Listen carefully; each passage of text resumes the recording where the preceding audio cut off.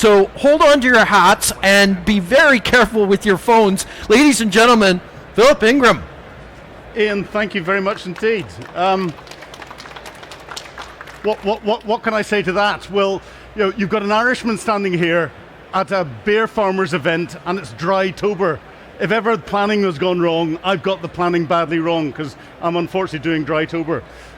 All this tech that's around, whenever I talk to chief information security officers or anything else, I will find a way of getting into a network, getting the data that I want, getting people to do what I want, and none of the tech here will identify any of it. Because what do?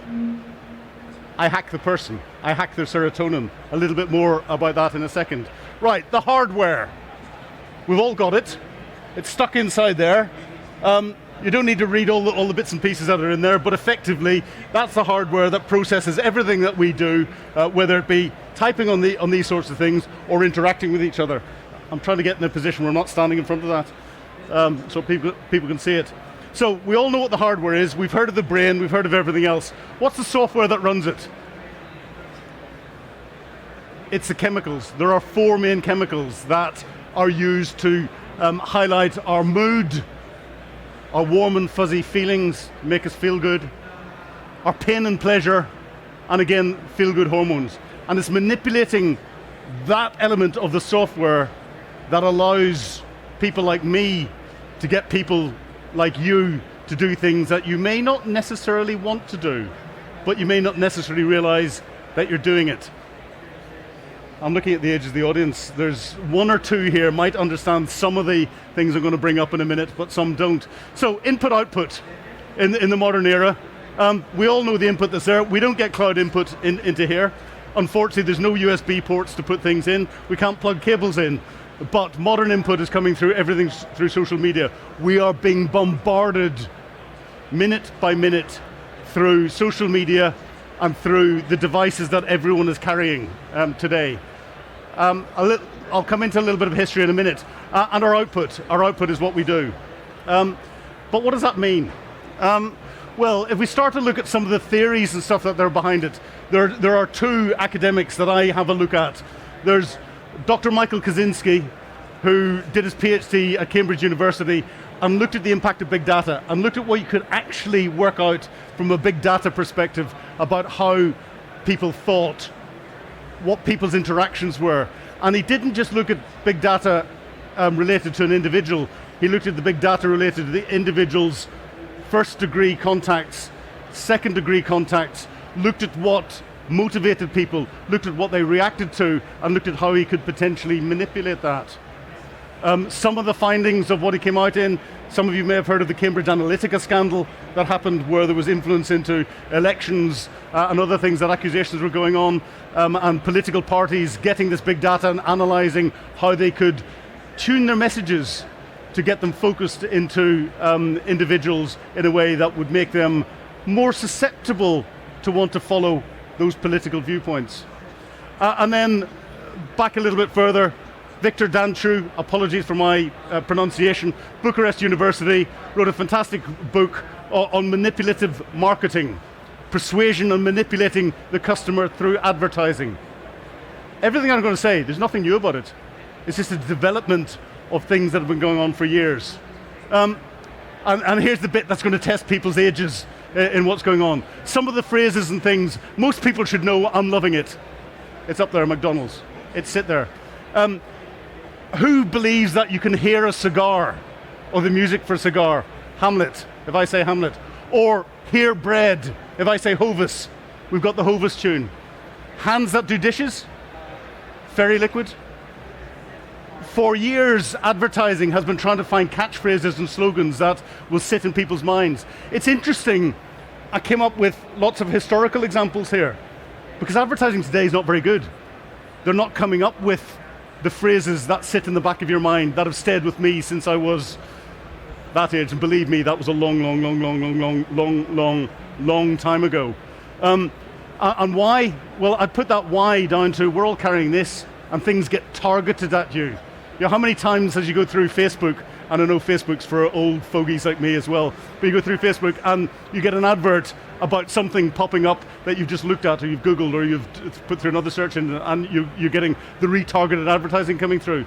They don't need to come up with catchphrases anymore because the big companies know how you think, they know what you want to see, and they're feeding that to you directly. Much more cost effective than providing a catchphrase that hits the masses and everything else.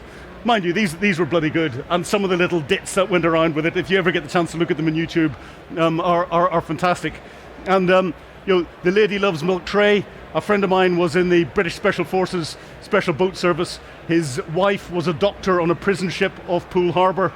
He led a Royal Navy, Royal Marine Special Boat Service diving team, and he used to take his team out practicing to the milk tray advert. He'd break on board the prison ship. He'd go to his wife's office. He'd leave a box of milk tray with a little card on it and leave with his team off the ship without getting caught. It was a bit of fun. I've said the why. It's a modern feeds. We're getting everything fed to us on a minute-by-minute basis, on a second-by-second basis. And all of the little symbols that are behind there, as we know well, are analyzing every single thing that we click on. Every time we say accept cookies, every time we go into something through an app, whether we've accepted the cookies or anything else, we don't know what that app's doing in collecting the data off our devices. And how big's the memory on your device? How much do you process on this device from work or personally or anything else? How would you like it if anyone could have access to all of your personal texts, all of your personal emails, all of your personal WhatsApp messages or anything else? There are organizations out there that could have access to that without any problems whatsoever, no matter how you close it down. So what I'm talking about here really is the power of influence. And with the power of influence, is the next slide? No, with the power of influence, I remember as a youngster, whenever you get bullied in the playground at school, I'd go back home and my mother would say, sticks and stones will break your bones, but words will never harm you. How wrong was she? We just have to look at what happened in the Capitol building after the Trump election, where people died. Words incited people. Words on social media. Words broadcast over our devices that are there, getting out to the masses, resulting in action, and that action resulted in people's deaths. It also has resulted in people reacting in very strange ways. 5G spreads COVID, so we'll burn the 5G towers down. Physical destruction. Words. The anti-vaxxers, and there may be some here and all the rest of it, that's your personal views, but the information that's being put out, a lot of it is fundamentally wrong and deliberately designed to be wrong to cause people to react in a certain way. And actually, for a lot of the groups, that big data analysis, that understanding the individuals, you target a lot of the anti-vaxxing messages that are coming through all the social media feeds and other news feeds at people who you know are wobbling, and you turn them slightly, and you get them to support a little bit more, and you turn some of their friends, and it leads to another bit, and that continues. US elections are mentioned, and physical violence and people dying at the end of it. The fuel crisis, that happened about 18 months ago, 2 years ago.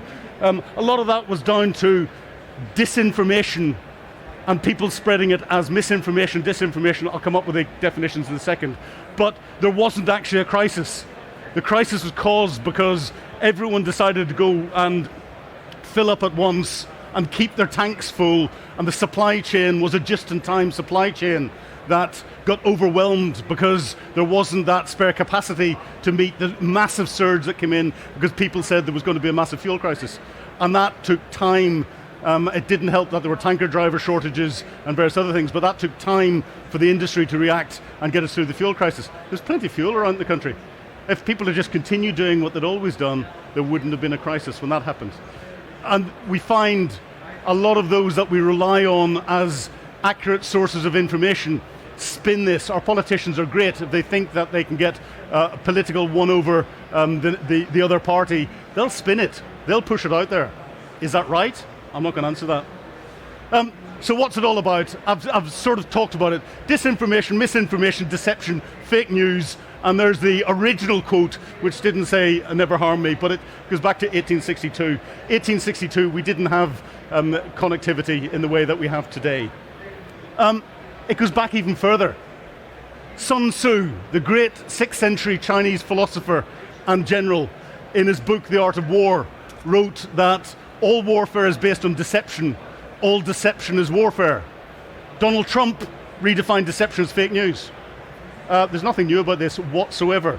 And if you look at a lot of what's going on in the Ukraine conflict at the moment, between Russia, Ukraine, and the international community and all the rest of it, there's an awful lot of fake news, there's an awful lot of deception, there's an awful lot of trying to bluff people and get people to think that you're doing something different to you actually are, is going on there. It's a Russian thing. I mentioned the Ukraine war. It's interesting. The Russians have actually got a doctrine for this called maskirovka. It's all about masking. It's all about putting doubt out there so that if something happens, it wasn't us gov, it must have been something else. A classic a few years ago, the Novichok attack on Sergei Skripal, the Russian former intelligence officer who was a British spy in Salisbury. Why was he chosen? He was chosen because he lives in Salisbury. And Putin didn't like him and wanted to get rid of him and everything else. But he was chosen because he lived in Salisbury. Because Putin wanted to send a message out to the oligarchs that were not supporting him in his presidential election. It happened exactly 10 days before his last presidential election. He was sending a message. Why did he choose Salisbury? Because just outside Salisbury is the British chemical defence establishment at Portondown. Whenever Theresa May, the then Prime Minister, stood up in Parliament and went, "It was the Russians, gov, and we're calling you out," Vladimir Putin came back and said, "It wasn't us. How dare the British accuse us of this heinous crime? It's escaped from their establishment at Portondown." Immediately we found parliamentarians on the other side of the House turning around and asking questions in the Houses of Parliament saying, "Oh, how do we know it was the Russians? How do we know it didn't escape from Portondown? Have we looked at this? Surely we shouldn't be calling them out." And whilst that was happening, Vladimir Putin was sitting behind his very large oak desk with a big Russian crystal glass filled with the best vodka over ice and a white cat on his knee, and was stroking it going, "Yes, other people are doing my job for me." It's throwing people off the scent. It's causing that questioning in people's minds. It's manipulating the thinking for an effect. And therefore, what does that do? It stops the direct action necessarily happening in a way that could have hurt him very early on. And he then gets emboldened and goes and does other things, like invade Ukraine again. We were good at it once. We were bloody good at it once. Second World War, Operation Fortitude. If you've never read about Operation Fortitude, go and read about it. A very early part of that was another operation called Operation Mincemeat. There's a movie out about Operation Mincemeat, and that was all about a dead body being pushed off a submarine with top secret plans on it, saying that the Allies were going to invade southern Europe through Greece and not through Italy, to try and convince Hitler of that. Hitler believed it. But when it came to convincing the Germans that we weren't going to invade Europe through Normandy, but we were going to invade through the Pas-de-Calais, we created a false army. The false army, there's false press reports went out about it. There were false aircraft, there were wooden aircraft built, there were blow-up tanks built, there was a real commander who went round meeting some real troops. There were radio transmissions that were going on that were real radio transmissions. They'd just been recorded from other exercises and other bits spliced into them. It was all designed to create this impression that there was this big army. And one of the commanders of this at the beginning was Patton. So General Patton with himself brought a degree of credibility. Hitler believed that we were going to come in through the Pas-de-Calais, even after the Normandy landings had started. So he kept his armoured formations in reserve up around there, expecting to defend that, which allowed the Allies to get the bridgehead, which allowed that bridgehead to be developed, which allowed eventually the Germans to be defeated across Europe. Deception, it's an integral part of warfare, it's an integral part of everything that goes on. It's not just military and it's not just politics.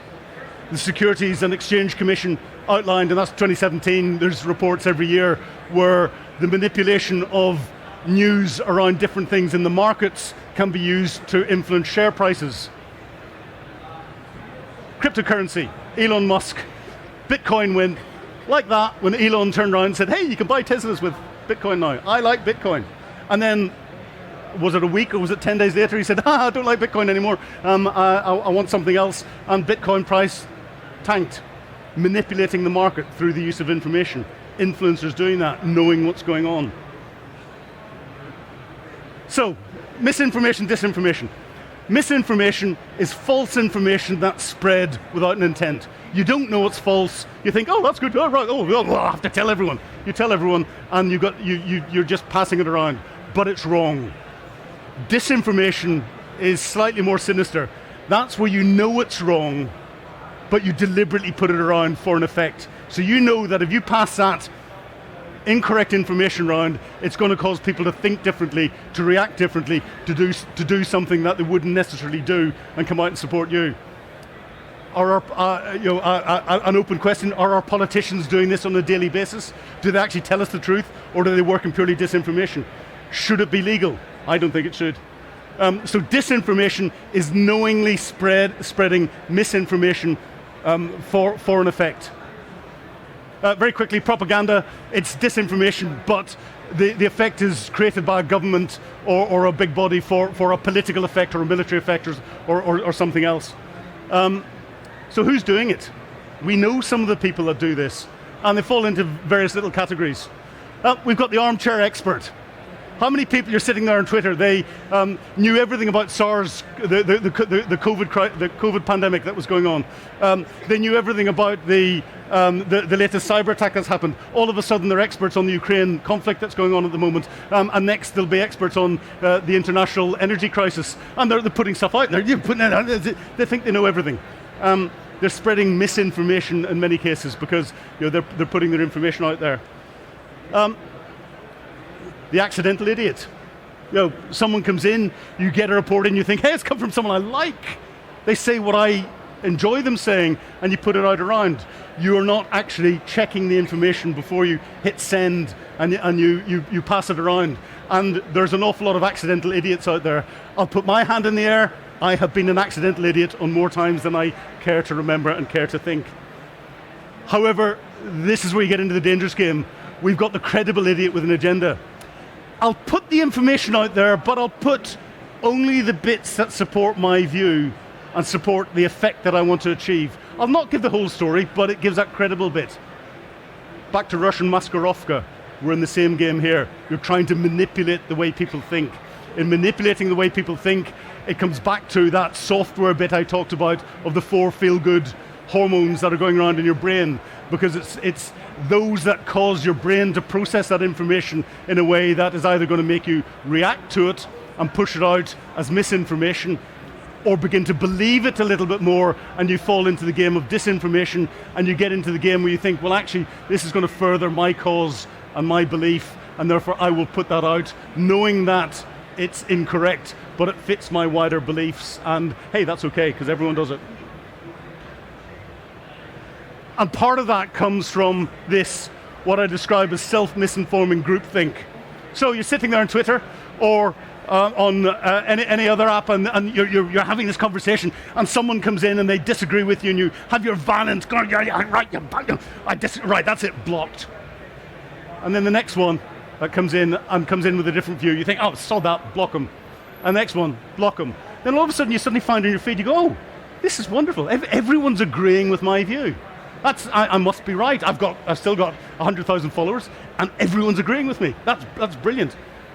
Well, they're only agreeing with you because you've blocked anyone that disagrees with you, and therefore you're getting what I call self-misinforming groupthink, and therefore it may not necessarily reflect the accuracy of what's out there. You're misinforming yourself.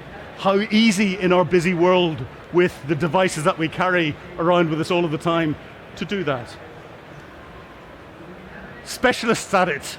I apologize if there are any Chinese nationals in the audience, if there are any Russian nationals in the audience, or are there any North Koreans? No hands up, I didn't think there would be. These are the experts at it. These are the experts at it. Vladimir Putin, everything that he does, there's a massive element to it of disinformation, of that Maskarovka piece that's in there. It is part of his doctrine, it's part of his thinking. He does it very openly, and usually in many cases not very well. The person who does it very well in many cases and is working at manipulating it, but he's thinking of it from a long-term 20, 25-year perspective, is Xi Jinping in China. The Chinese are fantastic at slowly, surely just tweaking things. And of course they've got their plausibly deniable little bad boy that they bring out every now and again. And firing a rocket can be part of a disinformation campaign because you're creating an effect. And then you get a lot of information flying around about it. He's Rocket Man at the moment in firing things over Japan and influencing things from that perspective. From a military planning perspective, effects can be physical, they can be information, they can be, there's so many different ways that they can work. But these are the dangerous ones, and they will manipulate their little bad boy. And part of the reason why they're dangerous is because they can think in generations. They're leaders that are in place for multiple periods of time. He will think 25 years out. He's thinking probably, well, at the moment he's probably thinking, can I survive next week? But that's still longer than our politicians are thinking, because I think Liz Truss is probably thinking, can I survive this afternoon or tomorrow morning? Donald Trump was thinking, can I survive the next tweet and what's going out? And we think in, ideally in prime ministerial or presidential timeframes, 5 years, realistically 3 years of actually effort, whereas they're thinking in 20, 25-year planning times. And they can put the information out slowly. They can do the analysis and the big data. And the big data that individuals like he has got in particular is phenomenal. He'll leech off lots of it, but he's got the most of it. And when we look at the big data, how many of us have been affected by, and the manipulation of messaging that's going out? How many have been affected by the rail strikes that have happened in recent weeks and months, and the way it's buggered us around?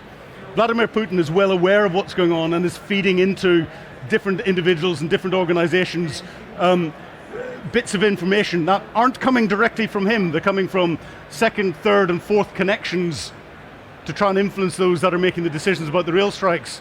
How does he know that he's got some supporters in there? Well, 3 senior members of the RMT union, the Russian symbol that people are wearing inside Ukraine.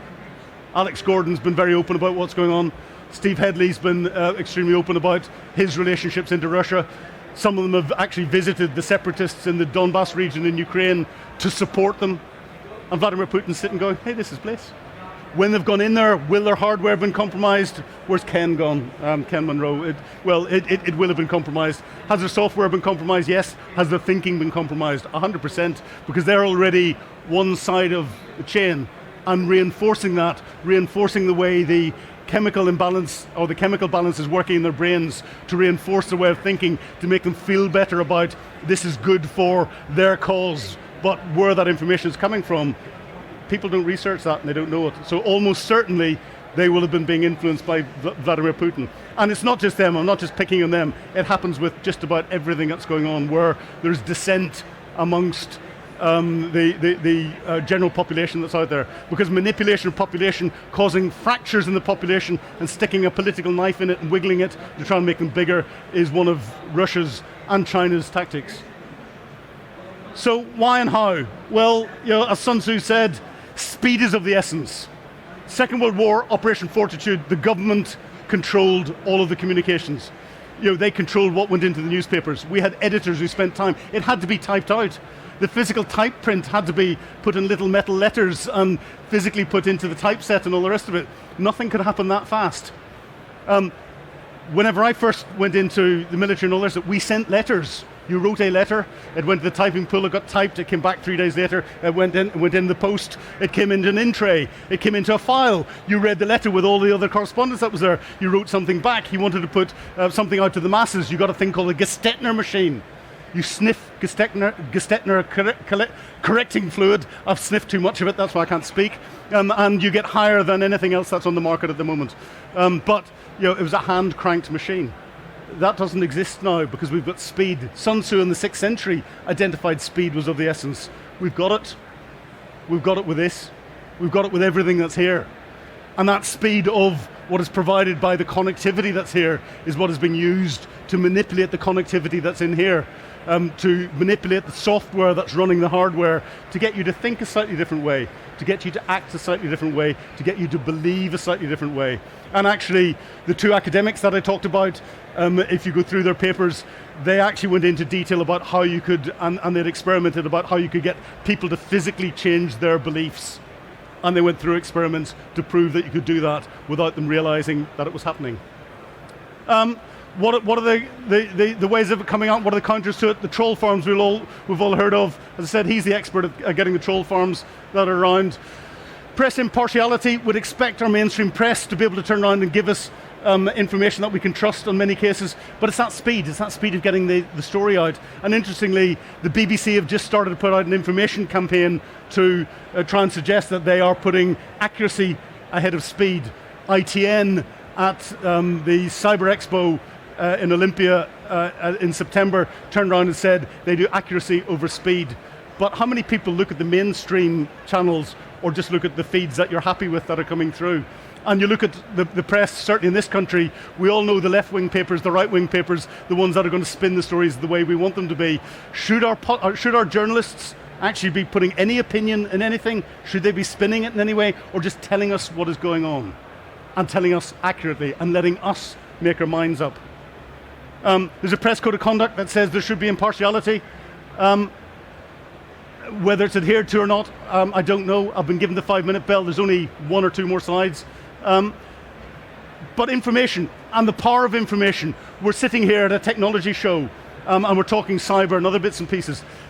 Is it a security issue? Who's responsible for it in your organization? Who should be responsible? Is it the responsibility of those that enable the connectivity, that police the connectivity? Where does it sit? I would argue that many places don't have that sitting anywhere, or sitting in the comms department who've got no idea whatsoever as to what's going on. But when you look at it from a risk perspective, what's one of the biggest risks to any individual or any organization? Reputation, reputation, reputation. What's the easiest way to damage your reputation? Get something wrong in the information domain. I've written something on my blog site on hacking your serotonin. It goes a little bit more into it, but there's so much more to this. That's me. I think we've got about 4 minutes for questions, if there are any.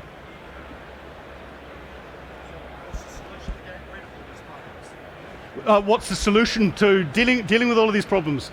I think there's the solution is a whole society solution, and unfortunately, it's one where I think it's going to be very difficult to bring in. I think we need to, first of all, educate people from the earliest possible age that what they see on their device, even if it's come from their best mate or from someone else, may not be true. So disbelieve everything until you can verify it. Now, you'll very quickly be able to pick up those feeds that you know someone else is verifying to a degree that you can accept, whether they be mainstream news, whether they be government feeds, whether they be something else. I'll take government feeds out of that because we see the spin that is happening left, right, and center. But you'll be able to identify where you're getting accurate information from and restrict what you're doing to getting that accurate information. But it comes down to questioning everything. Don't believe a single thing that you're told. So none of this is true, by the way, having said that. Anything else? That's what I was going to say. I was going to ask you, it's a bit of a direct question, are you a credible idiot? Because I've admitted to being a credible idiot, so yes. Okay, yeah. Because you mentioned about China, Russia, like all of the obvious, but what about our own politicians? Yeah, what about us? Well, what about like the misinformation that was knowingly spread and actually worsen the situations, which actually worsen the situation? So the misinformation, or perhaps disinformation, as you probably called it, worsen the situation in Ukraine, I believe. Yep. So is disinformation worsening the situation in Ukraine from our perspective? And why are we not doing anything about it in terms of legislation? And, legislation is like swimming uphill against fast-flowing treacle. It takes years and years and years for legislation to catch up with technology. Perfect example is the Computer Misuse Act, 1990. How many of the things I talked about there existed in 1990, apart from the Fairy Liquid advert, the Hovis advert, the Hamlet advert, and other bits and pieces? So legislation is always playing catch-up. Is it affecting what's going on in Ukraine? Are we trying to counter it? Yes. Do we have a capability in the UK to deal with it? In the Ministry of Defence, yes, it's called 77 Brigade, which looks at psychological operations, but that looks at things from a military perspective. Are they good? No. We lost the operational art in the Second World War, haven't regained it again. Is it being used by Ukraine and Russia equally? Yes. Are Ukraine good at it? Yes, very, very good at it. Are Russia good at it? Yes, but they come out with dafter things, so it's easier to spot them in what's going on. But they're so far ahead, it's become so ingrained in everything that we have in society. What we're trying to do is take this genie that has got everywhere and put it back into the bottle. But we don't know where the bottle is, and we don't know where the stopper is, and we don't actually know where the genie's got to. So it's a difficult one. And I've just been told to, just been told to cut. I'm sorry. I'll be around afterwards if anyone's got any questions. Thank you very much indeed for listening.